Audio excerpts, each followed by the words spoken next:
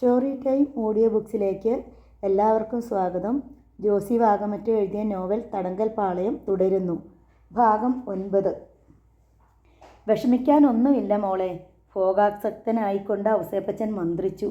അവൻ്റെ സമ്മതം ചോദിച്ചിട്ടാ ഞാനിതിന് തയ്യാറായത്. അവൻ സന്തോഷത്തോടെ സമ്മതിച്ചു.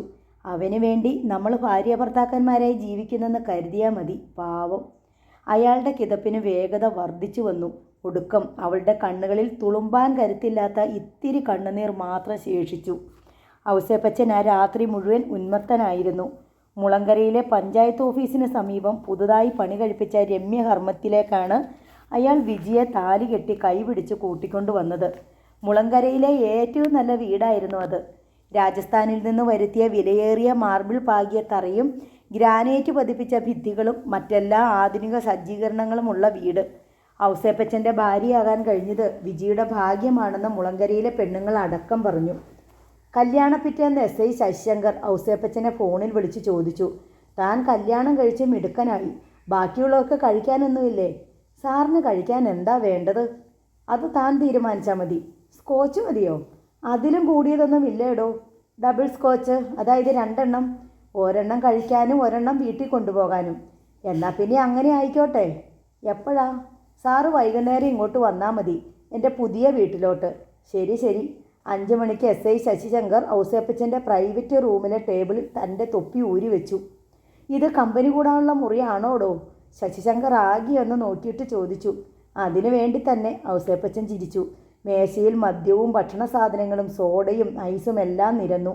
മീനും ഇറച്ചിയും നാനാതരം, കറി വെച്ചതും പൊരിച്ചതും, ചപ്പാത്തിയും പൊറോട്ടയും കപ്പയും. ഔസേപ്പച്ചൻ വിജിയെ വിളിച്ച് ശശിശങ്കറിനെ പരിചയപ്പെടുത്തി. എൻ്റെ നവവധു വിജി. അറിയാം. ശശിശങ്കർ അവളെ നോക്കി ഒന്ന് ചിരിച്ചു. നമ്മുടെ സബ് ഇൻസ്പെക്ടറാ ശശിശങ്കർ. ഔസേപ്പച്ചൻ വിജിക്ക് അയാളെയും പരിചയപ്പെടുത്തി. എനിക്കറിയാം. വിജി പിറുപിറുത്തു. അവൾ പോയിക്കഴിഞ്ഞ് ശശിശങ്കർ പറഞ്ഞു. ഔസേപ്പച്ച, താനാടോ മിടുക്കൻ. ഇത്രയും ചെറുപ്പത്തിലെ തന്നെത്താൻ ഇത്രയൊക്കെ ഉണ്ടാക്കിയില്ലേ? ഞാനൊക്കെ ഈ കാക്കിയിട്ട് മനുഷ്യരെയും തല്ലി പ്രാക്കും കേട്ട് നരച്ച് വെളുത്തു പോകാനുള്ള ജന്മമാ. അത് കള സാറേ. ഇന്നത്തെ കാലത്ത് ഒരു SIക്ക് എത്രയാ കൈക്കൂലി കിട്ടുന്നത്? വല്ല കണക്കുമുണ്ടോ? മുളങ്കര നല്ല ഒന്നാന്തര സ്റ്റേഷനല്ലേ. സാധാ കോൺസ്റ്റബിളിന് കിട്ടുമല്ലോ മാസം 5000-ൽ കുറയാതെ. അതൊന്നും ഇരിക്കുന്ന കാശല്ലടോ. എങ്ങനെയെങ്കിലും ചിലവാക്കി കളയും. അതൊക്കെ സാറ് ചുമ്മാ പറയുക. ആദ്യം ഔസേപ്പച്ചൻ ഒഴിച്ചു കൊടുത്തു. പിന്നെ ശശിശങ്കർ തന്നെത്താൻ ഒഴിച്ച് കഴിക്കാൻ തുടങ്ങി. സന്ധ്യ ആയപ്പോഴേക്കും ശശിശങ്കർ ശരിക്കും ഫിറ്റായി. ഔസേപ്പച്ചൻ അല്പമേ കഴിച്ചുള്ളൂ. ഔസേപ്പച്ച, ആ പെണ്ണ് ചത്തുപോയില്ലേ, സൂയിസൈഡ്, അവിടെ പേരെന്തോന്നാ? ജൂലി. ഔസേപ്പച്ചൻ ഒച്ച താഴ്ത്തി. അതിൽ തനിക്ക് വല്ല മനസ്സറിവും ഉണ്ടോടോ? സാർ എന്നാ വർത്തമാനാ പറയുന്നേ? എനിക്ക് എങ്ങനെ മനസ്സറിവുണ്ടാകുന്നേ? നീയല്ലേ കൊണ്ടു നടന്നേ? ഞാനെൻ്റെ പെങ്ങളെ പോലെയാ. പിന്നെ എങ്ങനെ അവൾ ഗർഭിണിയായേ? ഒരു കണക്കിൽ നോക്കിയാൽ വലിയ കഷ്ടമല്ലേ. നല്ലൊരു കുടുംബം. അവൻ അപ്പീലിന് പോയിട്ട് രക്ഷ കിട്ടിയില്ലല്ലോ. ഹൈക്കോടതി കീഴ്ക്കോടതി വിധി പാസ്സാക്കി വിട്ടില്ലേ. ഇനി രക്ഷപ്പെടാൻ പാടാ. സുപ്രീം കോടതി ഇല്ലേ, വലിയ പാടാടോ. ഇനി ദയാഹർജി നോക്കിയാൽ മതി. സുപ്രീം കോടതി കഴിഞ്ഞല്ലേ പറ്റൂ. ശശിശങ്കർ ഇരുന്ന് ആടി തുടങ്ങി. സത്യം പറഞ്ഞ അവൻ നിരപരാധിയാ കേട്ടോ. ഔസേപ്പച്ചൻ്റെ കണ്ണുകൾ കുറുകി. ആണോ? സാറിന് എങ്ങനെ അറിയാം? തെളിവുണ്ടായിരുന്നടോ, മൂടിക്കളഞ്ഞതല്ലേ. എന്ത് തെളിവ്? അവൻ അന്ന് രാത്രി കോട്ടയത്തെ ഒരു ഹോട്ടലിലുണ്ടായിരുന്നു, ഒരു പെണ്ണിൻ്റെ കൂടെ. വെളുക്കോളം പൊടി പൂരം. അവൻ ആണയിട്ട് പറഞ്ഞതാ. ഔസേപ്പച്ചൻ ഒന്ന് നടുങ്ങി. ഏതു പെണ്ണിൻ്റെ കൂടെ? ഔസേപ്പച്ചൻ്റെ സ്വരത്തിലെ മൂർച്ചയിൽ ശശിശങ്കർ കണ്ണു മിഴിച്ചു. ഒരു വെളിപാടുണ്ടായതുപോലെ. ഞാൻ ചുമ്മാ പറഞ്ഞതാടോ. ശശിശങ്കർ ചിരിച്ചു. വെറുതെ പറഞ്ഞതാ. കള്ളു കുടിച്ചാൽ എനിക്കൊരു വെളിവില്ല. ചുമ്മാ ഓരോന്ന്. ഞാൻ എന്തുവാ പറഞ്ഞേ? അയാൾ പിന്നെയും പൊട്ടൻ ചിരിച്ചു. ഔസേപ്പച്ചൻ മുന്നോട്ടാഞ്ഞിരുന്നു. ഏത് പെണ്ണിൻ്റെ കൂടെ ആയിരുന്നു സാറേ? ഏതോ ഒരു പെണ്ണ്, അഡ്രസ്സ് പോലുമില്ല. എങ്ങാണ്ട് നിന്നോ ഒരുത്തി, ആരാണ്ടൊരുത്തി. പറ വെടിയാണ് നീ. ശശിശങ്കർ മദ്യലഹരിയിൽ അറിയാതെ പറഞ്ഞു പോയതാണെന്നും അപകടം മണത്ത സ്ഥിതിക്ക് ഇനി മനസ്സ് തുറക്കില്ലെന്നും ഔസേപ്പച്ചന് മനസ്സിലായി. ഔസേപ്പച്ചൻ്റെ നെഞ്ചെരിഞ്ഞുകൊണ്ടിരുന്നു. വിൻസെൻ്റെ വിളിപ്പെണ്ണുങ്ങളെയോ വേശ്യകളെയോ തേടിപ്പോകുന്നവനല്ലെന്ന് അയാൾക്കറിയാം. എത്രയും വേഗം ശശിശങ്കർ സ്ഥലം വിട്ടാൽ മതിയെന്നേ ഉണ്ടായിരുന്നുള്ളൂ അയാൾക്ക്. പക്ഷേ ശശിശങ്കർ പോകാനിറങ്ങിയപ്പോൾ രാത്രി 9 മണിയായി. കാറിൽ കയറ്റിക്കൊണ്ടുപോയി അയാളെ ക്വാർട്ടേഴ്സിൽ എത്തിച്ച ശേഷം ശരവേഗത്തിൽ ഔസേപ്പച്ചൻ തിരിച്ചു വന്നു. വിജി മദ്യം വിളമ്പിയ മേശ വൃത്തിയാക്കിയായിരുന്നു. കുപ്പികളും പ്ലേറ്റുകളും ഗ്ലാസ്സുകളും എല്ലാം ഒരു ട്രേയിൽ അടുക്കി അവൾ തിരിയുമ്പോൾ മുമ്പിൽ പരവശനെ പോലെ കിതച്ചു നിൽക്കുന്ന ഔസേപ്പച്ചനെയാണ് കണ്ടത്. സെബാൻ കൊല്ലപ്പെട്ട രാത്രിയിൽ നീ എവിടെയായിരുന്നു? അമിതമായ ഉദ്യോഗം കൊണ്ട് അയാളുടെ ഒച്ച പതറി. വിജി അയാളുടെ മുഖത്തു നിന്നും നോട്ടം മാറ്റി. പറയ്, എനിക്കറിയണം. എല്ലാം അറിഞ്ഞോണ്ടാ ഞാൻ ചോദിക്കുന്നേ. പിന്നെന്തിനാ ചോദിക്കുന്നേ? നിന്റെ നാവിന്ന് എനിക്കത് കേൾക്കണം. പറ, അന്ന് രാത്രി നീയും അവനും കൂടി ഹോട്ടൽ മുറിയിലായിരുന്നോ? 2 നിമിഷം കഴിഞ്ഞാണ് വിജി മറുപടി പറഞ്ഞത്. അതെ. ഔസേപ്പച്ചൻ്റെ നെഞ്ചിൽ കാട്ടുതീയാളി. നിങ്ങൾ തമ്മിൽ അന്ന് രാത്രി അതും സംഭവിച്ചു. ഇനി വല്ലതും അറിയണോ? കഴിവരുടെ മോളെ. ഒരു നിലവിളിയോടെ ഔസേപ്പച്ചൻ അവളുടെ മുഖത്ത് ആഞ്ഞു പ്രഹരിച്ചു. മലച്ചുപോയ വിജിയുടെ കയ്യിലിരുന്ന ട്രേ, താഴെ വീണ പ്ലേറ്റുകളും ഗ്ലാസുകളും ഉടഞ്ഞു ചിതറി. ചതിച്ചല്ലോടി നീ എന്നെ, വഞ്ചകി. ചീറിക്കൊണ്ട് അവളുടെ മുഖത്ത് ഒരടി കൂടി അടിച്ചു അയാൾ. പിന്നെ വാതിലിനപ്പുറത്തുകൂടി അങ്ങോട്ടും ഇങ്ങോട്ടും പാഞ്ഞു നടന്നു. കൈ ചുരുട്ടി ഭിത്തിയിലിടിച്ചു.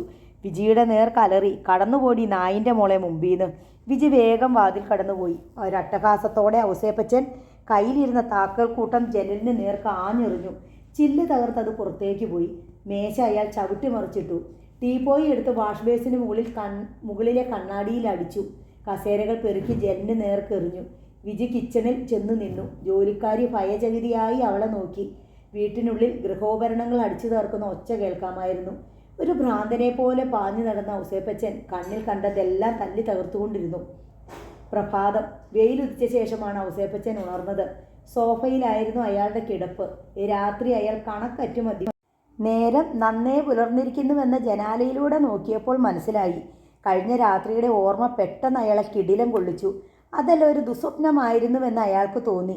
വീട്ടിനുള്ളിലെ സാധന സാമഗ്രികൾ തകർന്ന് താറുമാറായി കിടക്കുന്നത് അയാൾ കണ്ടു. നാശാവശിഷ്ടങ്ങൾക്കിടയിലൂടെ അയാൾ വേച്ച് നടന്നു വന്ന് വാതിൽ തുറന്നു. സിറ്റൗട്ടിലെ കസേരയിലേക്ക് ഇരുന്നിട്ട് കാൽപാദം കൊണ്ട് അന്നത്തെ ദിനപത്രം തോണ്ടിയെടുത്തു. മുൻപേജിൽ കണ്ട ഒരു വാർത്തയിൽ അയാളുടെ കണ്ണുകൾ ഉടക്കി. വധശിക്ഷയ്ക്ക് വിധിക്കപ്പെട്ട കൊലപ്പുള്ളി ജയിൽ ചാടി. താഴെ ഫോട്ടോ കൂടി കണ്ടതും ഔസേപ്പച്ചൻ നടുങ്ങി തെരിച്ചിരുന്നു പോയി. ലോക്കൽ ഡെസ്കിൻ്റെ ചീഫായ മുരളീകൃഷ്ണനുമായി സംസാരിച്ചുകൊണ്ട് ക്യൂബിക്കിളിനുള്ളിൽ നിൽക്കുകയായിരുന്നു സീമ ജോൺസ്. സംഭാഷണ മധ്യേ അവൾ ചോദിച്ചു, സാർ, ഇന്നലെ രാത്രി തടവ് ചാടിയ കൊലപ്പുള്ളിയെപ്പറ്റി എന്തെങ്കിലും വിവരം കിട്ടിയിട്ടുണ്ടോ? ഇതുവരെ ഒന്നും വന്നിട്ടില്ല. പോലീസ് സ്റ്റേഷനുകളിൽ ഒന്ന് വിളിച്ചു ചോദിച്ചാൽ അറിയാൻ കഴിയില്ലേ? അതൊക്കെ ബ്യൂറോയിൽ ഇരിക്കുന്നവരുടെ ജോലിയല്ലേടോ. നമുക്കതിലെന്ത് കാര്യം? ബ്യൂറോയിൽ ചോദിക്കാമല്ലേ സാർ? തനിക്കിതിലെന്താ ഇത്ര ഇൻട്രസ്റ്റ്? വെറുതെ. ഉള്ളിൽ പതർച്ച കുറച്ച് സീമ പറഞ്ഞു. ഞാൻ പോയി ഇൻ്റർവ്യൂ ചെയ്ത ആളല്ലേ. ഓ, അങ്ങനെയൊരു സംഭവമുണ്ടല്ലോ. താനാണല്ലോ ആ ഫീച്ചർ എഴുതിയത്. സീമ എവിടെ? ഫിലിം പേജ് ചെയ്യുന്ന വിനോദ് കുമാറിൻ്റെ ഒച്ച കേട്ടു. സീമ തല പൊക്കി നോക്കി. ഞാനിവിടെയുണ്ട്. കയ്യിലിരിക്കുന്ന റിസീവറിൻ്റെ മൗത്ത് പീസ് പൊത്തിപ്പിടിച്ചുകൊണ്ട് വിനോദ് കുമാർ പറഞ്ഞു.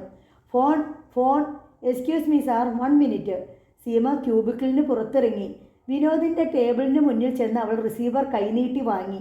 അത് കാതോട് ചേർത്തപ്പോൾ ഒരു മൂളൽ മാത്രം. കട്ടായി പോയല്ലോ വിനോദേ. ആരായിരുന്നു?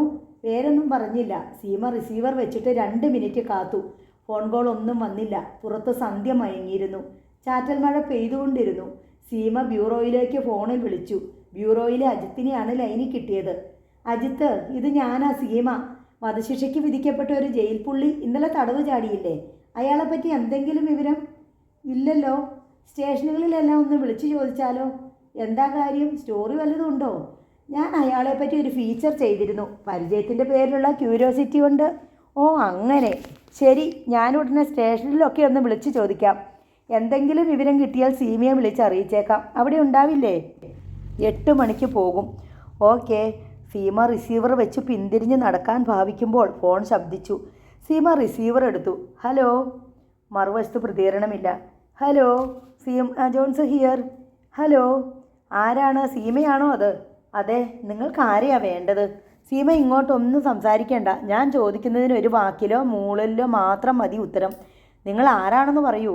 ഞാൻ വിൻസെൻ്റ്. വിന്നി. സീമയുടെ നെഞ്ചിലൂടെ ഒരു കൊള്ളിയാൻ കടന്നുപോയി. റിസീവർ പിടിച്ച കൈ വിറയ്ക്കുകയും ചെയ്തു. ഞാൻ ചാടിപ്പോന്ന വിവരം അറിഞ്ഞല്ലോ അല്ലേ? പത്രത്തിൽ വന്നു കാണുമല്ലോ. ഉവ്വ്. അവൾ വിക്കി. പേടിക്കേണ്ട. സീമ ചെയ്തു തന്ന സഹായം ഞാൻ മറക്കില്ല. ഒരു നിരപരാധിയെ രക്ഷിക്കാൻ കഴിഞ്ഞു എന്ന് ആശ്വസിക്കുക. പക്ഷേ തെളിവില്ലല്ലോ അല്ലേ? സാരമില്ല, തെളിവ് ഞാൻ ഉണ്ടാക്കിക്കൊള്ളാം. പക്ഷേ സീമയുടെ സഹായം എനിക്ക് വേണം. സീമ ശബ്ദിച്ചില്ല. ഞാനൊരു ബൂത്തിൽ നിന്നാണ് വിളിക്കുന്നത്. അല്പം മുമ്പ് ഞാൻ വിളിച്ചിരുന്നു, അത് കട്ടായിപ്പോയി. സീമ കേൾക്കുന്നുണ്ടോ? ഞാനിവിടെയുണ്ട്. സീമയെ എന്നെ സഹായിക്കാൻ ആരുമില്ല. ഈ അവസ്ഥയിൽ ഞാൻ ആരെ വിശ്വസിക്കും? സീമ മാത്രമേ ഉള്ളൂ എനിക്കിപ്പോൾ ആശ്രയം. സീമ ചുറ്റും നോക്കി. ആരെങ്കിലും ശ്രദ്ധിക്കുന്നുണ്ടോ? എനിക്ക് ഭക്ഷണം കഴിക്കണം. തളർന്നിരിക്കുക ഞാൻ. എൻ്റെ കയ്യിൽ പണമില്ല. ഇന്നലെയും ഇന്നും ഞാൻ ഒന്നും കഴിച്ചിട്ടില്ല. പത്രത്തിലെല്ലാം ഫോട്ടോ വന്നിട്ടുള്ളതിനാൽ എനിക്ക് പുറത്തിറങ്ങാൻ വയ്യ. ആളുകൾ തിരിച്ചറിയും. ഞാൻ എന്താ ചെയ്യേണ്ടത്? എനിക്ക് കുറച്ച് നല്ല ഡ്രസ്സ് വേണം. ഹോട്ടലിൽ കയറി ഭക്ഷണം കഴിക്കാൻ നിവൃത്തിയില്ല. അതുകൊണ്ട് കഴിക്കാൻ എന്തെങ്കിലും വാങ്ങിക്കും തരണം. പിന്നെ ചീപ്പ്, കണ്ണാടി, ഷേവിംഗ് സെറ്റ്, സോപ്പ്, ടവൽ തുടങ്ങിയ സാധനങ്ങൾ, കുറച്ച് പണവും. സീമയ്ക്ക് ഭയമായി. ഏതാനും നിമിഷങ്ങൾക്കിടയിൽ നൂറുകണക്കിന് ചിന്തകൾ അവളുടെ മനസ്സിലൂടെ കടന്നുപോയി. വിൻസെൻ്റ് പിടിക്കപ്പെടുകയും താനാണ് വിൻസെൻറ്റിനെ പല വിധത്തിൽ സഹായിച്ചതെന്നും പോലീസ് അറിയുകയും ചെയ്താൽ എൻ്റെ അവസ്ഥ എന്തായി തീരുമെന്ന് അവൾ സങ്കല്പിച്ചു നോക്കി. സീമയ്ക്ക് ഒരു ദോഷവും ഉണ്ടാകില്ല, അതോർത്ത് ഭയപ്പെടണ്ട. അഥവാ ഞാൻ പോലീസ് പിടിയിൽ പെട്ടാൽ തന്നെ സീമയാണ് എന്നെ സഹായിച്ചതെന്ന് ഞാൻ പറയില്ല. പോലീസിന് ഞാൻ ജീവനോടെ പിടികൊടുക്കുകയുമില്ല.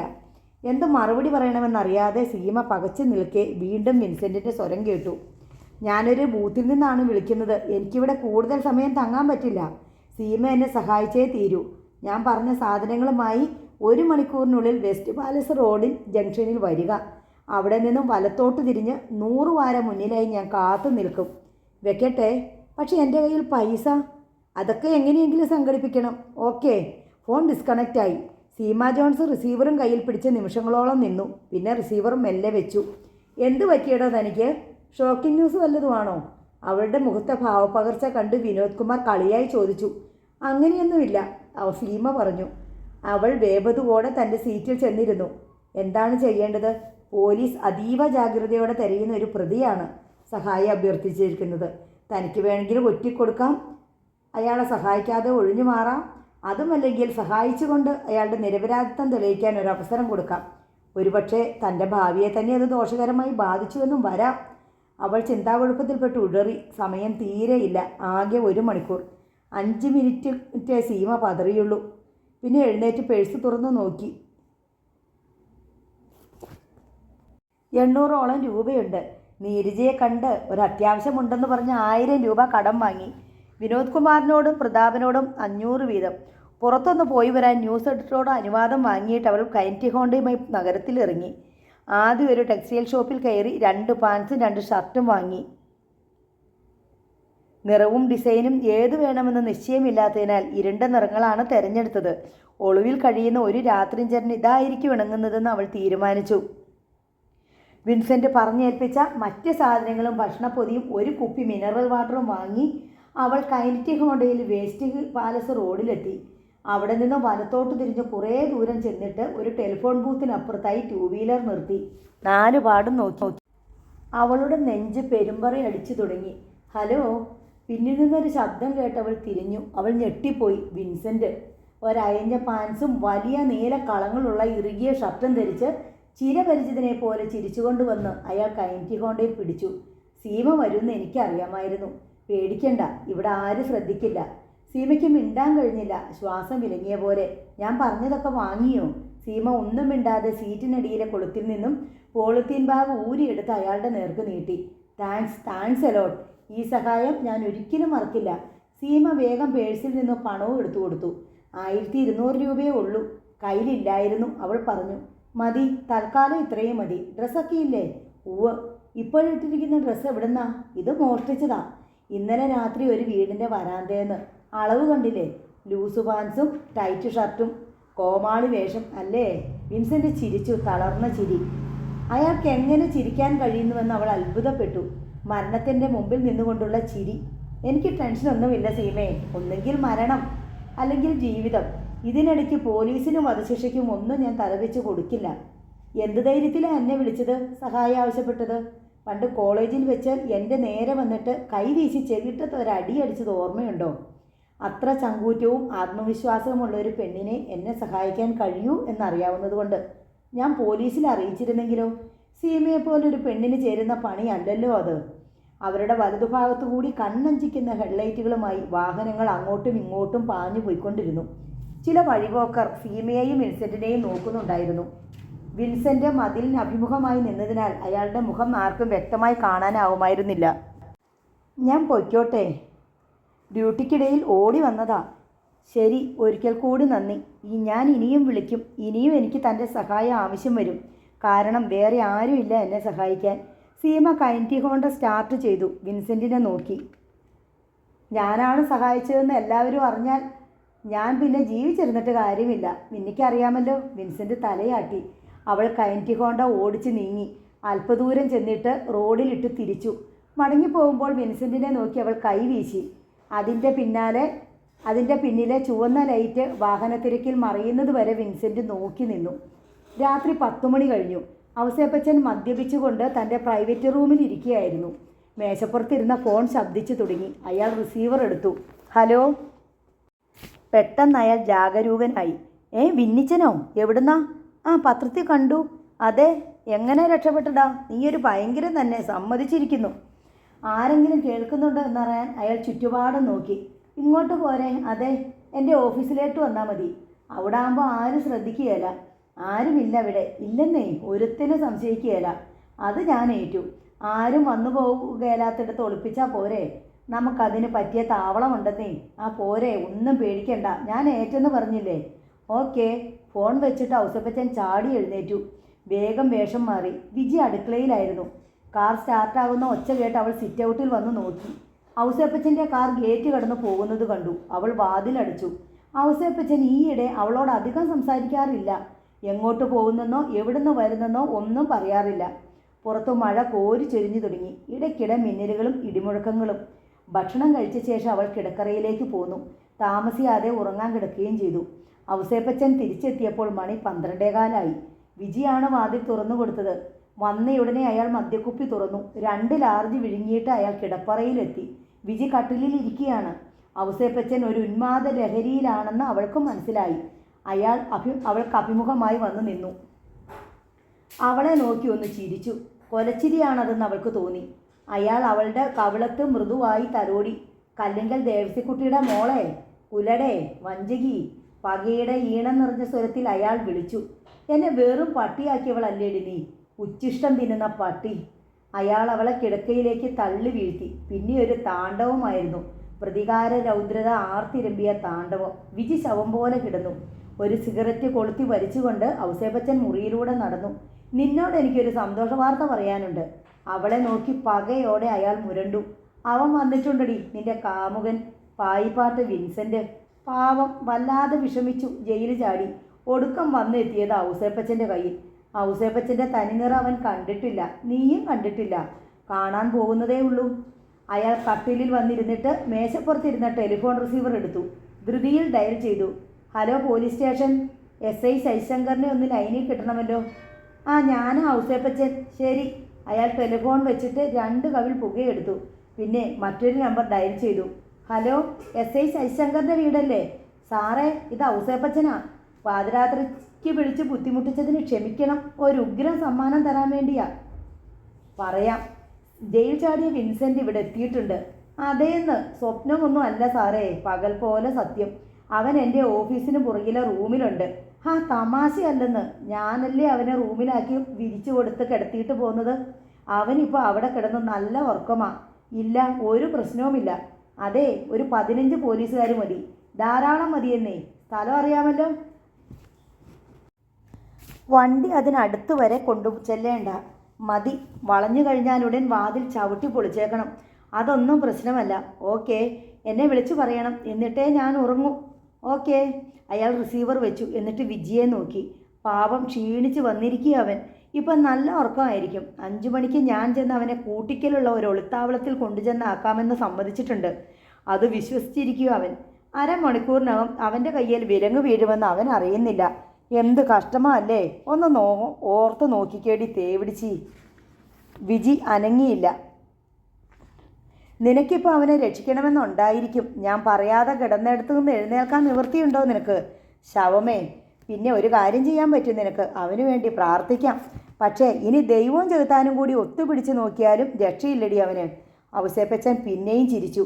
വെളിയിൽ മഴ കനത്തു. കാറ്റും ഇടിമുഴക്കങ്ങളും ശക്തി ആർജിച്ചു. ഔസേപ്പച്ചൻ സിഗരറ്റ് തുടരെ പുകച്ചുകൊണ്ട് മുറിയിൽ അങ്ങോട്ടും ഇങ്ങോട്ടും നടന്നു. അയാൾ വിജയശ്രീലാളിതൻ എന്ന പോലെ സ്വയം അഭിനന്ദിച്ചു മന്ദഹസിക്കുകയും തലകുലുക്കുകയും ചെയ്യുന്നുണ്ടായിരുന്നു. മേശപ്പുറത്തിരിക്കുന്ന ഫോണിന് നേർക്ക് അയാൾ ഇടയ്ക്കിടെ നോക്കി. ഏത് നിമിഷവും ശശിശങ്കറിൻ്റെ കോൾ വന്നേക്കാം. വിൻസെൻറ്റിനെ പിടികൂടി കഴിഞ്ഞു എന്നറിയിച്ചുകൊണ്ട്. വിജി കണ്ണടച്ച് കിടക്കുന്നത് കണ്ട് അയാൾ വന്ന് അവളുടെ തോളത്തടിച്ചു. ഉറങ്ങാൻ വരട്ടടി, ഒരു മെസ്സേജ് കിട്ടാനുണ്ട്. നിന്റെ പൂർവ്വകാമുകനെ പോലീസ് പൊക്കിയെന്ന്. അതും കൂടി കേട്ടിട്ട് സന്തോഷമായിട്ട് കിടന്നുറങ്ങാം, ഔസേപ്പച്ചൻ ചിരിച്ചുകൊണ്ട് പറഞ്ഞു. വിജി പക്ഷേ ഉറങ്ങുകയായിരുന്നില്ല. ഔസേപ്പച്ചൻ കുറച്ച് സമയം കട്ടിലിരുന്നു. ഒരു സിഗരറ്റ് കൂടി കൊളുത്തി. പിന്നെയും മുറിയിൽ കൂടി നടക്കാൻ തുടങ്ങി. ഇടയ്ക്ക് ചുമച്ച് തുപ്പാൻ വേണ്ടി അയാൾ ബാത്റൂമിലേക്ക് കയറി. വിജി പെട്ടെന്ന് കിടക്കയിൽ എഴുന്നേറ്റിരുന്നു. ടെലിഫോൺ റിസീവർ എടുത്ത് കയ്യിൽ പിടിച്ചിട്ട് ഒരു നമ്പർ ഡയൽ ചെയ്തു. മറുവശത്ത് റിങ് ചെയ്യുന്നത് കേൾക്കാമായിരുന്നു. 7 8 തവണ റിങ് ചെയ്യുന്നത് അവൾ കേട്ടു. അവൾ റിസീവർ യഥാസ്ഥാനത്ത് തന്നെ വെച്ചിട്ട് പഴയതുപോലെ കിടന്നു. തുറന്നു കിടന്ന ബാത്റൂമിൽ നിന്ന് ഔസേപ്പച്ചൻ മുറിയിലേക്ക് വന്നു. അയാൾ വീണ്ടും കട്ടിലിൽ വന്നിരുന്നു. വിൻസെൻ്റ് വെറുതെ കണ്ണടച്ച് കിടക്കുകയാണ്. പപ്പയുടെയും മമ്മിയുടെയും സ്വരം തൊട്ടപ്പുറത്തു നിന്ന് കേൾക്കാം. പപ്പ എവിടെയോ ദൂരയാത്ര പോയി വന്നിരിക്കുകയാണ്. ആനച്ചേച്ചിയും ജൂലിയും എന്തോ കാര്യത്തിന് വഴക്കിടുന്നുണ്ട്. അവർ ഓടുന്ന ശബ്ദവും കേൾക്കാം. ആനി, അത് ജൂലിക്ക് കൊടുത്തേക്ക്, അത് അവൾക്ക് വേണ്ടി വാങ്ങിയതാ, പപ്പ ശാസിക്കുന്നു. ഞാനന്ന് നോക്കിയെന്ന് വെച്ച് ഇതെന്താ തേഞ്ഞു പോവോ? ആനച്ചേച്ചി ചോദിക്കുന്നു. അവൾ എത്ര കാലമായിട്ട് പറയുന്നതാ അവളുടെ ആട്ടുകുട്ടിയുടെ കഴുത്തിൽ കെട്ടാൻ ഒരു ചെറിയ കുടുമണി വേണമെന്ന്. അമ്മയാണ് പറഞ്ഞത്. ഒരു മണിക്കിലുക്കം അടുത്തടുത്ത് വരുന്നു. പെട്ടെന്നത് നിലച്ചു. വിന്നിച്ചായ, എഴുന്നേറ്റ്, ഇത് കണ്ടോ? കണ്ണു നിറന്ന് നോക്കുമ്പോൾ ജൂലി. ആഹ്ലാദച്ചിരിയോടെ അവൾ അത് മുഖത്തിന് നേർക്ക് പിടിച്ചു കുലുക്കുന്നു. മണികിലുക്കം പോലുള്ള അവളുടെ ചിരിയും. ചെറിയ കുട്ടിയാണ്. ചെവിക്കരികിലേക്ക് ചേർത്ത് പിടിച്ച് മണി കുലുക്കുകയാണവൾ. അതിങ്ങോട്ട് തന്നെ നോക്കട്ടെ. കൈ തരില്ല, ഇങ്ങനെ കണ്ടാൽ മതി. ചിരിച്ചുകൊണ്ട് അവൾ അകന്നു നിന്ന് മണി കിലുക്കുന്നു. അവൾ പൊടുന്നിനെ ചെറുതായി, ഒരു മുയൽക്കുഞ്ഞിൻ്റെ വലിപ്പം. ഇപ്പോൾ അവളെ കാണാനേയില്ല. മണിയടിക്കുന്ന ശബ്ദം മാത്രം ചെവിയിൽ വന്നലയ്ക്കുന്നു. വിൻസെൻ്റ് ഞെട്ടിയുണർന്നു. ടെലിഫോൺ മണി അടിക്കുന്ന ഒച്ച കേൾക്കുന്നുണ്ട്. മുറിക്കുള്ളിൽ ഇരുട്ടാണ്. വെളിയിൽ കാറ്റും മഴയും നിലച്ചിരിക്കുന്നു. വിൻസെൻ്റ് ഇരുട്ടിൽ മേശപ്പുറത്ത് പരതി. കൈ ടെലിഫോണിൽ തടഞ്ഞപ്പോഴേക്കും മണിയടിക്കുന്നത് നിലച്ചു. വിൻസെൻ്റ് എഴുന്നേറ്റു. ഒരപകടം മണത്തതുപോലെ അയാൾ കാതോർത്തു. കുറച്ചകലെ ഏതോ വാഹനത്തിൻ്റെ ഇരമ്പൽ കേട്ടതുപോലെ തോന്നി. അയാൾ ജനാല പതുക്കെ തുറന്നു. പഞ്ചായത്ത് ഓഫീസിനടുത്ത് ഏതോ വാഹനത്തിൻ്റെ ഹെഡ്ലൈറ്റുകൾ അണയുന്നത് വിൻസെൻ്റ് കണ്ടു. വിൻസെൻറ്റിന് പന്തികേട് തോന്നി. അയാൾ ലൈറ്റിടാതെ തന്നെ വാതിലിനടുത്ത് പരതി പിടിച്ചെത്തി. വാതിൽ തുറന്ന് പുറത്തേക്ക് നോക്കി. റോഡിൽ നിഴലുകളുടെ ചലനം. വിൻസെൻ്റ് ഓഫീസിൻ്റെ പിൻഭാഗത്തേക്ക് നീങ്ങി. ഒരാൾ റോഡിൽ നിന്ന് അടക്കി പിടിച്ച സ്വരത്തിൽ നിർദ്ദേശങ്ങൾ നൽകുന്നതും ചുറ്റുമുള്ള നിഴലുകളുടെ കൂട്ടം പലതായി ചിതറുന്നതും വിൻസെൻ്റ് കണ്ടു. പോലീസ്. അവർ ഓഫീസ് കെട്ടിടം വളയുകയാണ്. രക്ഷപ്പെടാൻ വേണ്ടി വിൻസെൻ്റ് 4 പാടും നോക്കി. പിന്നിലൊരു മതിൽക്കെട്ടുണ്ട്. അതിനോട് പറ്റിച്ചേർന്ന് അവൻ നീങ്ങി. പോലീസിൻ്റെ നീക്കം തിടുക്കത്തിലായിരുന്നു. മതിൽ ചാടി ഓടുകയല്ലാതെ വിൻസെൻറ്റിൻ്റെ മുമ്പിൽ മറ്റു മാർഗങ്ങളൊന്നുമില്ലായിരുന്നു. വിൻസെൻ്റ് മതിലിൽ പൊത്തിപ്പിടിച്ച് കയറുമ്പോഴേക്കും സെർച്ച് ലൈറ്റിൻ്റെ വെളിച്ചം അവൻ്റെ മേൽ വീണു. അതാ അവൻ മതിൽ ചാടുന്നു, ആരോ വിളിച്ചു പറഞ്ഞു. പോലീസുകാർ മതിലിന് നേർക്ക് ഓടിയെടുക്കുന്ന ശബ്ദം വിൻസെൻ്റ് കേട്ടു. മതിലിന് മുകളിലൂടെ അവൻ മറുവശത്തേക്ക് മറിഞ്ഞു. കപ്പയും വാഴയും കൃഷി ചെയ്തിരിക്കുന്ന സ്ഥലമായിരുന്നു അത്. അവയ്ക്കിടയിലൂടെ അവൻ കാട്ടുപന്നിയെപ്പോലെ പാഞ്ഞു. മതിൽ ചാടി ഇറങ്ങിയ പോലീസുകാർ സെർച്ച് ലൈറ്റുകളുമായി അവനെ പിന്തുടരുന്നുണ്ടായിരുന്നു. വെളിച്ചമില്ലാതെ കിടന്ന ഒരു വീടിൻ്റെ പിൻഭാഗത്തു കൂടി അവൻ ഓടി. 2 നായ്ക്കൾ കുരച്ചുകൊണ്ട് അവൻ്റെ പിന്നാലെ ചെന്നു. വീടിന് മുമ്പിലെ പൊക്കം കുറഞ്ഞ മതിൽ ചാടിക്കടന്ന് അവൻ മൺറോഡിലെത്തി. അവിടെ നിന്ന് അടുത്ത പുരയിടത്തിലിറങ്ങി. ചെറുമണലാറ് വരെ പോലീസ് അവൻ്റെ പിമ്പേയുണ്ടായിരുന്നു. ആറ്റിൽ അരയൊപ്പം വെള്ളമേയുള്ളുവെങ്കിലും ശക്തമായ ഒഴുക്കുണ്ടായിരുന്നു. പിടിക്കവനെ, വിടരുത്. പിന്നിൽ നിന്ന് ആക്രോശങ്ങൾ ഉയർന്നു കേൾക്കാമായിരുന്നു. ആറ്റിൻകരയിൽ വിൻസെൻ്റ് 2 നിമിഷം ശങ്കിച്ചു നിന്നു. വേറെ വഴിയൊന്നുമില്ലെന്ന് മനസ്സിലായ വിൻസെൻ്റ് വെള്ളത്തിലേക്ക് ചാടി. പിന്നാലെ എത്തിയ പോലീസ് ആറ്റിൻകരയിൽ കിതച്ചുകൊണ്ട് നിന്നു. ആറ്റിലേക്ക് ചാടാൻ ആർക്കും ധൈര്യം വന്നില്ല. ശക്തമായ ഒഴുക്കും പാറക്കെട്ടുകളും കയങ്ങളും വെള്ളച്ചാട്ടങ്ങളുമുള്ള ആറാണത്. പോലീസുകാർ ആറ്റിലേക്ക് സെർച്ച് ലൈറ്റ് അടിച്ചു നോക്കി. വെള്ളത്തിൻ്റെ ഒഴുക്കല്ലാതെ ഒന്നും കാണാനുണ്ടായിരുന്നില്ല. ഔസേപ്പച്ചൻ പോലീസ് സ്റ്റേഷനിലേക്ക് 3ാമതും വിളിച്ചു. SI ശശിശങ്കറും സംഘവും പുറപ്പെട്ടിട്ട് കുറേ നേരമായെന്നും ഇതുവരെ തിരിച്ചെത്തിയിട്ടില്ലെന്നും സ്റ്റേഷനിൽ നിന്ന് അറിവായി. വിജി ഉറങ്ങാതെ കിടക്കുകയായിരുന്നു. വിൻസെൻ്റ് പിടിക്കപ്പെട്ടുവോ എന്നറിയാൻ ഔസേപ്പച്ചനേക്കാൾ ആകാംക്ഷ അവൾക്കായിരുന്നു. കുറേ കഴിഞ്ഞപ്പോൾ കോളിംഗ് ബെല്ല് ശബ്ദിച്ചു. ഔസേപ്പച്ചൻ ആശങ്കയോടെ എഴുന്നേറ്റ് മുറി വിട്ട് ഇറങ്ങി. പുറത്ത് ലൈറ്റുണ്ട്. ഹാളിൽ ചെന്നപ്പോൾ കണ്ണാടി ജനാലയിലൂടെ കണ്ടു. പോലീസ് ജീപ്പ് ഗേറ്റിന് വെളിയിൽ കിടക്കുന്നു. സിറ്റ് ഔട്ടിൽ SI ശശിശങ്കറും ഏതാനും പോലീസുകാരും. ഔസേപ്പച്ചൻ ജിജ്ഞാസയോടെ ചെന്ന് വാതിൽ തുറന്നു. വിൻസെൻറ്റിനെ അയാൾ പോലീസുകാരുടെ ഇടയിൽ നോക്കി. അവനെന്തിയെ? ജീപ്പിലുണ്ടോ? ഔസേപ്പച്ചൻ ഉദ്വിഗ്നനായി. ഇല്ല, ശശിശങ്കർ പറഞ്ഞു. അവിടെ പോയില്ലേ നിങ്ങൾ? പോയിട്ട് വരികയാ. എന്നിട്ട്? കിട്ടിയില്ല. അവൻ രക്ഷപ്പെട്ടു കളഞ്ഞു. ചെറുമണലാറ്റ് വരെ ഞങ്ങൾ അവൻ്റെ പിറകെ ഓടി. പക്ഷേ അവൻ ആറ്റിൽ ചാടി മുങ്ങിക്കളഞ്ഞു. ഔസേപ്പച്ചൻ സ്തബ്ധനായിപ്പോയി. അതെങ്ങനെ അറിഞ്ഞു നിങ്ങൾ ചെല്ലുമെന്ന്? ഔസേപ്പച്ചൻ്റെ പെരുമാറ്റത്തിൽ അവന് സംശയം തോന്നിക്കാണും. ഏഹാ, ഇല്ലെന്നേ, അവനൊരു സംശയവുമില്ലായിരുന്നു. ഞങ്ങൾ റോഡിൽ വരുമ്പോഴേ അവൻ പുറത്തിറങ്ങി മതിൽ ചാടി. പോലീസ് വരുമെന്ന് അറിഞ്ഞാലല്ലേ അങ്ങനെ ഒരാൾ കാത്തു നിൽക്കൂ. ഛേ, ഇനി അവനെ കിട്ടുമോ? അവന് സംശയമായി കാണില്ലേ? അവൻ ആരോ മുന്നറിയിപ്പ് കൊടുത്തിട്ടുണ്ട് പോലീസ് വരുന്നുണ്ടെന്ന്. ഞങ്ങൾ അവൻ കിടന്ന മുറി പരിശോധിച്ചു. വാതിൽ തുറന്നിട്ടിരിക്കുകയായിരുന്നു. എല്ലാം മുന്നിൽ കണ്ട ഒരാൾക്കേ അങ്ങനെ രക്ഷപ്പെടാൻ പറ്റൂ. സാർ ഇങ്ങോട്ട് കയറിയിരിക്കുക, ഔസേപ്പച്ചൻ ക്ഷണിച്ചു. ഇല്ല, പോകണം. തന്നോട് വിവരമൊന്ന് പറഞ്ഞേക്കാമെന്ന് വിചാരിച്ചു വന്നതാ. ഇനി ഞാൻ എന്തു ചെയ്യും? ഞാൻ അവനെ പോലീസിന് ഒറ്റിക്കൊടുത്തെന്ന് അവൻ സംശയിക്കില്ലേ? അങ്ങനെ സംശയിക്കാൻ വഴിയില്ല. പോലീസ് എങ്ങനെയെങ്കിലും മണത്തറിഞ്ഞേ വരൂ. അവൻ മുളങ്കരയിൽ വന്നത് ആരെങ്കിലും കണ്ടിട്ട് പോലീസിനോട് പറഞ്ഞതാകാനും വഴിയുണ്ടെന്ന് കരുതാമല്ലോ. എന്നാലും അവൻ കൈവെള്ളേന്ന് ഊർന്നു ചാടി പോയില്ലേ? സാരമില്ല, എന്തായാലും അവന് ദിക്കിലൊക്കെ ഉണ്ടെന്ന് മനസ്സിലായല്ലോ. അവൻ എവിടെ ഒളിക്കാനാ? നാളെ തന്നെ ഞങ്ങൾ അവനെ പൊക്കും.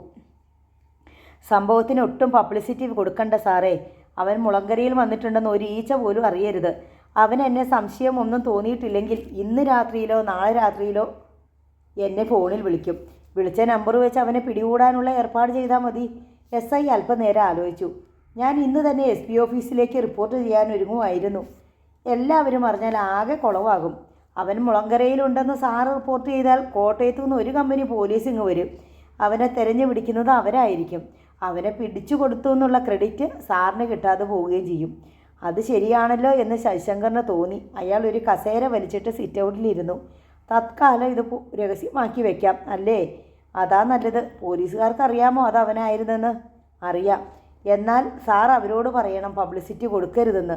പിന്നെ അവൻ്റെ വീടിനടുത്തൊരു കോൺസ്റ്റബിളിനെ ഒളികാവലിൽ ഇട്ടേക്കണം. അവൻ ഏതായാലും വീട്ടിൽ ചെല്ലാതിരിക്കില്ല. വീട്ടിലോട്ട് ആര് വിളിച്ചാലും ഏത് നമ്പറിൽ നിന്ന് വിളിച്ചാലും നമ്പർ നോട്ട് ചെയ്ത് ട്രേസ് ചെയ്യാമല്ലോ.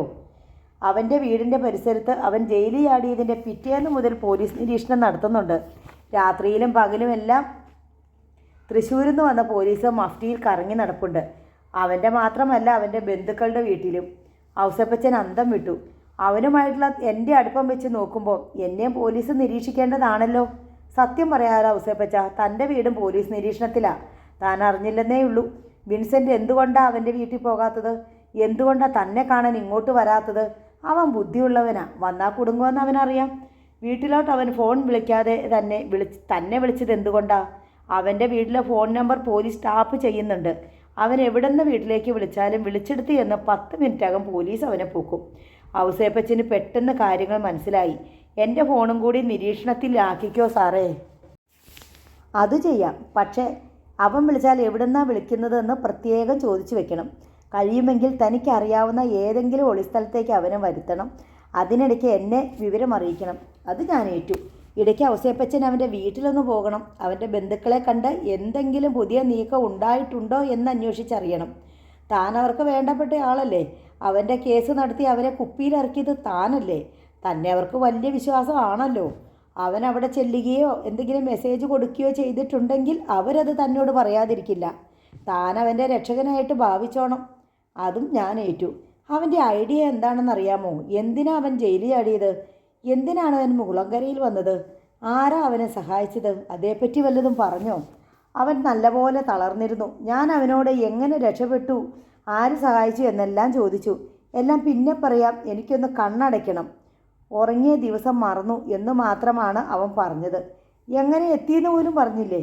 ഇല്ല, ഞാനൊന്നും കുത്തി ചോദിച്ചില്ല. നിങ്ങളുടെ കയ്യിലോട്ട് തന്നാൽ എല്ലാം ചോദിച്ചോളുമല്ലോ എന്ന് കരുതി. അവൻ്റെ വേഷം പാൻസും ഷർട്ടും ലേശം മുഷിഞ്ഞിരിക്കുന്നതേ ഉള്ളൂ. നല്ല വേഷമായിരുന്നു. മീശ എടുത്ത് കളഞ്ഞിട്ടുണ്ട്. പെട്ടെന്ന് ആരും തിരിച്ചറിയാതിരിക്കാനാ? വേറെ എന്തെങ്കിലും പറഞ്ഞോ അവൻ? കുറച്ച് പണം വേണമെന്ന് പറഞ്ഞു. ഒരു സെൽഫോണും സംഘടിപ്പിച്ച് കൊടുക്കണമെന്ന് ആവശ്യപ്പെട്ടു. അത്രേ ഉള്ളൂ. ഇനി അവൻ വിളിച്ചാൽ അതെല്ലാം റെഡിയായിട്ടുണ്ടെന്ന് പറഞ്ഞേക്കണം. എവിടെ കൊണ്ടുവന്ന് തരണം എന്ന് ചോദിച്ചു വെക്കാൻ മറക്കരുത്. പോലീസ് തൻ്റെ പിറകെ ഉണ്ടെന്നും ദൂതൻ വഴി കൊടുത്തയക്കുന്നതാണ് സുരക്ഷിതമെന്നും പറയണം.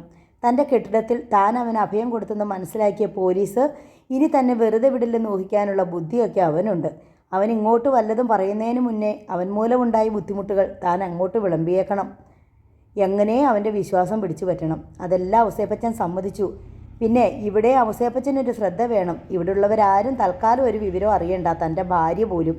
അവളോട് ഞാൻ അവൻ എത്തിയിട്ടുണ്ടെന്നും പോലീസിൽ അറിയിച്ചെന്നും പറഞ്ഞായിരുന്നു. വേണ്ടായിരുന്നു ഔസേപ്പച്ച. അതെന്താ സാറേ? ഒന്നും ഉണ്ടായിട്ടല്ല. ശശിശങ്കർ എന്തോ ഓർത്തുകൊണ്ട് പറഞ്ഞു. പെണ്ണല്ലേ ജാതി.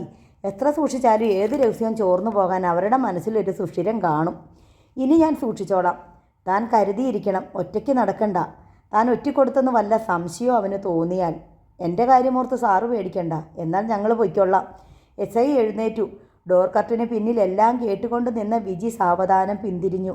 വിൻസെൻ്റ് രക്ഷപ്പെട്ടു എന്ന് അവൾക്ക് ഉറപ്പായി കഴിഞ്ഞിരുന്നു. ശശിശങ്കരെ യാത്ര അയച്ചിട്ട് വാതിലും ജനലുകളും എല്ലാം ഭദ്രമായി ബന്ധിച്ച് ഔസേപ്പച്ചൻ മുറിയിൽ വന്നു. വിജി കണ്ണടച്ച് ചുരുണ്ടുകൂടി കിടക്കയിൽ കിടപ്പുണ്ടായിരുന്നു. അവളുടെ മുഖത്ത് കാലുമടക്കി അടിക്കണമെന്ന് അയാൾക്ക് തോന്നി. ആരോടെന്നില്ലാത്ത ദേഷ്യം കൊണ്ട് അയാളുടെ ചോര തിളച്ചു. അവൻ രക്ഷപ്പെട്ടിരിക്കുന്നു. താൻ സൂക്ഷിച്ചേ പറ്റൂ. അയാൾ അല്പസമയം ആലോചിച്ചു നിന്നു. പിന്നെ അലമാര തുറന്ന് അതിൻ്റെ സേഫ് ലോക്കറിൽ നിന്ന് ഒരു റിവോൾവർ പുറത്തെടുത്തു. അതിൽ ബുള്ളറ്റുകൾ നിറച്ചു. അതിൻ്റെ ഈടും ഭംഗിയും നോക്കി. അതയാളെ സന്തോഷിപ്പിക്കുകയും ധൈര്യപ്പെടുത്തുകയും ചെയ്തു. ഉന്നം നോക്കാനായി ഔസേപ്പച്ചൻ വിജിയുടെ തലയുടെ നേർക്ക് തോക്ക് നീട്ടിപ്പിടിച്ചു. നിമിഷങ്ങളോളം അങ്ങനെ നിന്നിട്ട് തോക്ക് താഴ്ത്തി. അത് തലയിണക്കീഴിൽ വെച്ചുകൊണ്ട് അയാൾ ഉറങ്ങാൻ കിടന്നു. പിറ്റേന്ന് നേരം പുലർന്ന ഉടൻ ഔസേപ്പച്ചൻ റിയൽ എസ്റ്റേറ്റിൻ്റെ ഓഫീസിലേക്ക് പോയി. തുറന്നു കിടന്ന മുറിയുടെ വാതിലടച്ചു പൂട്ടി. പിന്നെ ഒന്നും സംഭവിക്കാത്തതുപോലെ തിരിച്ചു പോന്നു. പകൽ മുഴുവൻ അയാൾ തനിക്ക് ആവശ്യമുള്ള ബോഡി ഗാർഡുകളെ സംഘടിപ്പിക്കുകയായിരുന്നു. വീട് കാവൽ 2 പേര്, സഞ്ചരിക്കുന്നിടത്തെല്ലാം കൂടെ നടക്കാൻ 4 പേർ. ഗുണ്ടകളാണ് എല്ലാവരും. 2 പേരെ കോട്ടയത്തു നിന്നാണ് വരുത്തിയത്. 2 പേർ മുളങ്കരയിലുള്ളവർ. അവരുടെ കൈവശം അത്യാവശ്യം ആയുധങ്ങളും ഉണ്ടായിരുന്നു. രാത്രി ക്ലബിലെ പതിവ് ചീട്ടുകളിയും കഴിഞ്ഞ് തന്നെത്താൻ ജീപ്പ് ഓടിച്ച് പോവുകയായിരുന്നു കല്ലിങ്കൽ ദേവസിക്കുട്ടി. പ്രധാന റോഡ് പിന്നിട്ട് അയാൾ തൻ്റെ റബ്ബർ തോട്ടത്തിന് നടുവിലുള്ള മണൽപ്പാതയിലേക്ക് തിരിഞ്ഞു. കുറേ ദൂരം തോട്ടത്തിലൂടെ പോയി. ഇനി വാഴയും കുരുമുളകും മറ്റും കൃഷി ചെയ്തിരിക്കുന്ന പതാൽ പ്രദേശമാണ്. ഒരു വാഴ റോഡിന് കുറുകെ പിഴുതു വീണ് കിടക്കുന്നത് കണ്ട അയാൾ ജീപ്പ് നിർത്തി. കാറ്റത്ത് വീണതായിരിക്കാമെന്ന് ആദ്യം കരുതി. അങ്ങനെ വീഴാൻ വിധം റോഡരികിൽ വാഴക്കൂട്ടമൊന്നും ഇല്ലല്ലോ എന്ന് വിചാരിക്കുമ്പോഴേക്കും ഒരു കനത്ത കര അയാളുടെ വായി പൊത്തി. തലയ്ക്ക് ഏതോ ഇരുമ്പ് തണ്ട് കൊണ്ടുള്ള ഇടിയും കിട്ടി. ദേവസിക്കുട്ടി സീറ്റിലേക്ക് വീണു. മുഖത്ത് തണുത്ത വെള്ളം വീണപ്പോൾ ദേവസിക്കുട്ടി കണ്ണു തുറന്നു. ഇരുട്ട്. തല വേദനിക്കുന്നുണ്ട്. അവിടെ തടവി നോക്കി. ഒരു മുഴ ഇടികിട്ടിയ ഭാഗത്താണ്. വെള്ളം ഒഴുകുന്നതിൻ്റെ ഇരമ്പൽ കേൾക്കാം. ക്രമേണ കണ്ണുകൾ ഇരുട്ടുമായി പഴുകി. ആറ്റിൻകരയിൽ കിടക്കുകയാണ് താനെന്ന് ദേവസിക്കുട്ടിക്ക് മനസ്സിലായി. അയാൾ പിടഞ്ഞെഴുന്നേറ്റു. തൊട്ടപ്പുറത്തെ ജീപ്പ് കിടപ്പുണ്ട്. തന്നെ ആരാണ് ഇവിടെ എത്തിച്ചത്? ജീപ്പ് ആരാണ് ഇങ്ങോട്ട് കൊണ്ടുവന്നത്? വാഹനമോഷ്ടാക്കളുടെ പിടിയിലാണോ താൻ? ഇരുണ്ട വേഷം ധരിച്ച ഒരു രൂപം പാറപ്പുറത്തിരിക്കുന്നത് അയാൾ കണ്ടു. ആ രൂപം പതുക്കെ എഴുന്നേറ്റു. ദേവസിക്കുട്ടിയുടെ മുമ്പിലേക്ക് വന്നു. ഞാൻ ആരാണെന്ന് മനസ്സിലായോ? അമർത്തിപ്പിടിച്ച സ്വരം. ഇല്ല. ദേവസിക്കുട്ടി ഭയചകിതനായി. ഞാൻ വിൻസെൻ്റ്, പായിപ്പാട്ട് വിൻസെൻ്റ്. അയാൾ ചുറ്റുപാടും നോക്കി. ഒരു വിളക്കുവെട്ടം പോലും എങ്ങും കാണാനില്ല. പിടഞ്ഞെഴുന്നേൽക്കാനുള്ള അയാളുടെ ശ്രമം വിഫലമായി. കൈകൾ പിന്നോട്ട് ബന്ധിച്ചിരിക്കുകയാണ്. കഴിഞ്ഞ സംഭവങ്ങൾ അയാളുടെ ഓർമ്മയിലെത്തി. ജീപ്പിൽ വന്നതും റോഡിൽ തടസ്സം കണ്ട് വണ്ടി നിർത്തിയതും തലയ്ക്ക് അടി കിട്ടിയതും. തന്നെ എന്തിന് പുഴക്കരയിൽ കൊണ്ടുവന്നു? പുഴയിൽ മുക്കിക്കൊല്ലാനോ? കല്ലിങ്കൽ ദേവസിക്കുട്ടി വീണ്ടും മുന്നിലെ നിഴൽ രൂപത്തിൻ്റെ നേർക്ക് നോക്കി. വിൻസെൻ്റ് അയാളുടെ അടുത്ത് വന്നു. കുനിഞ്ഞിരുന്നു. ദേവസിക്കുട്ടിയുടെ താടി പിടിച്ചുയർത്തി. ദേവസിക്കുട്ടി അവൻ്റെ കണ്ണുകളിലെ തിളക്കത്തിലേക്ക് നോക്കി.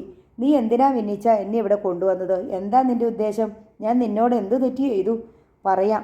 അതിനു മുമ്പ് എൻ്റെ ഒരു ചോദ്യത്തിന് മറുപടി കിട്ടണം. പള്ളിത്താഴത്ത് സെബാനെ കൊന്നതാരാ? നീയല്ലേ അത് ചെയ്തേ? ചോദിച്ചു തീരും മുമ്പേ ദേവസിക്കുട്ടിയുടെ കഴുത്തിൽ പിടി വീണു. കള്ള കഴിവേറുടെ മോനെ, ഞാനല്ലെന്ന് തനിക്കറിയാമായിരുന്നില്ലേ? ഞാനെങ്ങനെ? കള്ളം പറയാനായിട്ട് നീ വാ തുറക്കരുത്. കൊരവള്ളി വലിച്ചു പറിച്ച് ഞാൻ ആറ്റിലെറിയും ഞാൻ. അന്ന് രാത്രി ഞാൻ നിൻ്റെ മോളോടൊപ്പമായിരുന്നെന്ന് നിനക്കറിയായിരുന്നില്ലേ? വിന്നിച്ച അത് പിന്നെ? ദേവസിക്കുട്ടി ഞരങ്ങി. ചോദിച്ചതിന് ഉത്തരം പറയടോ. അന്ന് രാത്രി മുഴുവൻ ഞാൻ തൻ്റെ മോളുടെ കൂടെ കിടന്നതെന്ന് അവൾ പറഞ്ഞില്ലേ? പറഞ്ഞു. അന്നേരം മനസ്സിലായില്ലേടാ പന്നി, ഞാനല്ല അവനെ കൊന്നതെന്ന്? ഇല്ലേ? മനസ്സിലായി. പിന്നെ താൻ എന്തിനാ എന്നോട് തിരിച്ചു ചോദിച്ചത് ഞാനല്ലേ കൊന്നതെന്ന്? അങ്ങനെ ഉദ്ദേശിച്ചല്ല ഞാൻ. പിന്നെ എങ്ങനെ ഉദ്ദേശിച്ചാ? ചുമ്മാ ലോഹ്യം ചോദിച്ചതാണോടാ നായേ? വിന്നിച്ച കൈ അയക്ക്, എനിക്ക് ശ്വാസം മുട്ടുന്നു. താനല്ലേടോ തൻ്റെ മോളുടെ വായടപ്പിച്ചത്? താനല്ലേ ഹോട്ടലുകാരെ സ്വാധീനിച്ച് ഞാനിന്ന് രാത്രി അവിടെ തൻ്റെ മോളോടൊപ്പം താമസിച്ചിട്ടില്ലെന്ന് വരുത്തി തീർത്തത്? താനല്ലേടോ പോലീസിന് കൈക്കൂലി കൊടുത്ത് ആ സംഭവം ഒതുക്കിക്കളഞ്ഞത്? കുടുംബത്തിൻ്റെ അഭിമാനം ഓർത്തപ്പം ഒരു നിരപരാധിയെ കൊലയ്ക്ക് കൊടുത്തിട്ടാണോടോ കുടുംബത്തിൻ്റെ മാനം രക്ഷിക്കുന്നത്? എനിക്ക് അങ്ങനെ ഒരു തെറ്റ് പറ്റിപ്പോയി. ഞാൻ എന്ത് പ്രായശ്ചിത്തം വേണമെങ്കിലും ചെയ്യാം. നീ ചോദിക്കുന്നത് എന്തും ഞാൻ തരാം. തരുമോ? തൻ്റെ മോളെ എനിക്ക് തരുമോ? അവളെ ഞാൻ ഔസേപ്പച്ചനെ കല്യാണം കഴിപ്പിച്ച് കൊടുത്തുപോയല്ലോ. എന്തുകൊണ്ടാണ് അങ്ങനെ സംഭവിച്ചത്? ഞാനും തൻ്റെ മോളും പോലീസിൻ്റെ മുന്നിൽ സത്യം പറഞ്ഞിരുന്നെങ്കിൽ ചെയ്യാത്ത കൊലക്കുറ്റത്തിൽ നിന്നും ഞാൻ രക്ഷപ്പെടുകയില്ലായിരുന്നോടോ? ചെറ്റേ, ഞാൻ നിരപരാധിയാണെന്ന് തെളിഞ്ഞാൽ തൻ്റെ മകളെ കല്യാണം കഴിക്കാനുള്ള യോഗ്യതയില്ലായിരുന്നോ എനിക്ക്? വിന്നിച്ച, അങ്ങനെയൊക്കെ സംഭവിച്ചു പോയി. പകരം ഞാൻ എന്തും തരാം നിനക്ക്. കഴുമരത്തേന്ന് രക്ഷപ്പെട്ടു പോന്നവനാ ഞാനിങ്ങനെ വന്നില്ലായിരുന്നെങ്കിൽ താൻ എനിക്ക് വേണ്ടി എന്ത് ചെയ്യുമായിരുന്നു? എന്നെ രക്ഷപ്പെടുത്തുമായിരുന്നോ? നോവൽ നാളെ തുടരും.